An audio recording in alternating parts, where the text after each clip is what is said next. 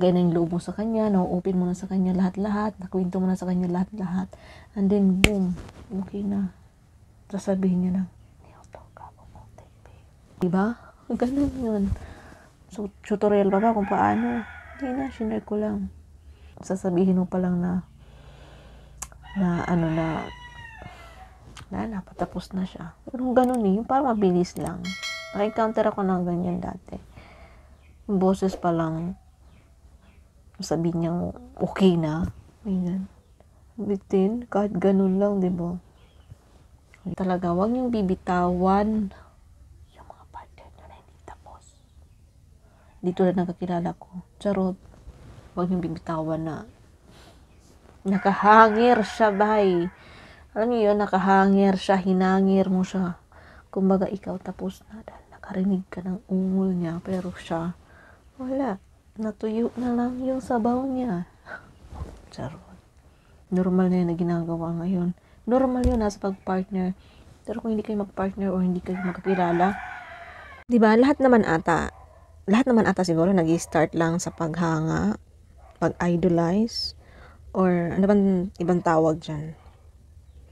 Pag ka-crush, di ba? Kasi naandun kasi yung tema na baka hindi ka pansinin, baka mabigo ka lang, or baka alam mo yun, pag-aalinlangan sa taong pinapantasya mo, di ba? So, pinakauna kasi niyan, alam niyo ba, hindi niyo ba naranasan noon wala pa yung shoutout sa maingay sa labas. Wala pa yung makikita nyo or like video call, di ba? Sa ano pa lang tayo, nagsimula tayo sa keypad, well, unang-una nga, di ba, sulat. Tapos next is keypad or telepono dati, phone pal, di ba, pen pal. So sumunod na parang nag-upgrade, napunta na tayo sa may mga keypad na cellphone and pumasok yung kanyo may textmate, na meet up tayo, pwede magpakilala, di ba? Tapos nag-upgrade na naman ngayon nitong mga nakaraan lang. Nag-upgrade na naman tayo, updated na naman tayo into video call, no? 'Di ba? Updated na rin kasi bulgaran na yung pag-video call niyo na biglang nakahubad na lang siya. Pag mag-video call kayo, biglang nagaganon na siya. 'Di ba? Naranasan niyo ba 'yun? No, 'di ba? Ranas mo 'yun eh.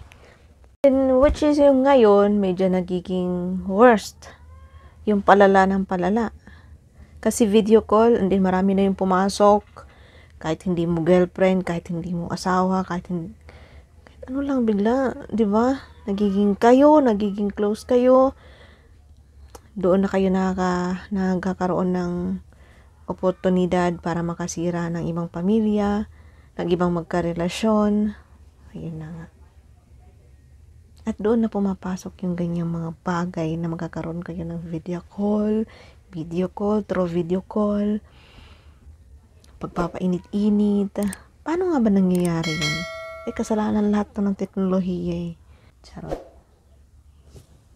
Bye. Thoughts lang ni May Tot.